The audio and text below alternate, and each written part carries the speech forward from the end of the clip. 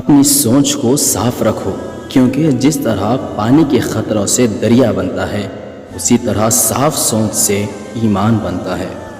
جب آپ سمجھنے لگو کہ آپ نیک ہو اور سامنے والا گنہگار ہو تو جان لو شیطان کا وار چل چکا ہے اور آپ غرور میں داخل ہو گئے ہو۔ انسان بھی عجیب ہے، دعا کے وقت سمجھتا ہے کہ اللہ بہت قریب ہے اور گناہ کے وقت سمجھتا ہے کہ اللہ بہت دور ہے۔ میں نے اپنی زندگی کا ہر فیصلہ اپنے رب پر چھوڑ دیا ہے، بے شک میرا رب مجھے مایوس نہیں کرتا۔ غم میں تو اللہ یاد آتا ہے، کبھی خوشی میں بھی یاد کر لیا کرو، کیونکہ خوشحالی میں یاد کرنے والے کو اللہ زیادہ پسند فرماتا ہے۔ دل سے روتے ہیں محبت کی آگ میں لوگ، زندگی جنت ہو جاتی اگر اتنے آنسو عبادت میں بہا دیتے۔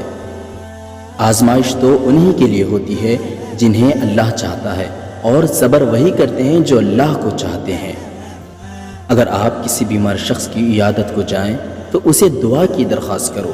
بیمار شخص کی دعا ایسی ہے جیسے فرشتوں کی دعا۔ جنت وہ واحد شاندار جگہ ہے جہاں جانا تو سب چاہتے ہیں، مگر تیاری کوئی کوئی کرتا ہے۔ تم کس دنیا پر فخر کرتے ہو جس کا بہترین مشروب مکھی کا تھوک ہے یعنی شہد ہے، اور بہترین لباس کیڑے کا تھوک یعنی ریشم ہے، اور جس کے حلال میں حساب اور حرام میں عذاب ہے۔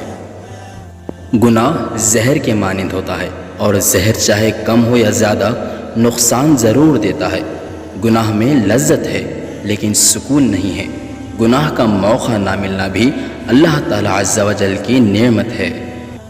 کچھ دروازے اللہ تعالیٰ عز و جل ہماری حفاظت کے لیے بھی بند کرتا ہے۔ سجدہ بھی اس وقت قبول ہوتا ہے جب سر کے ساتھ دل بھی جھکے۔ جو تھا اچھا تھا الحمدللہ، جو ہے بہتر ہے ماشاءاللہ، جو ملے گا بہترین ہوگا انشاءاللہ۔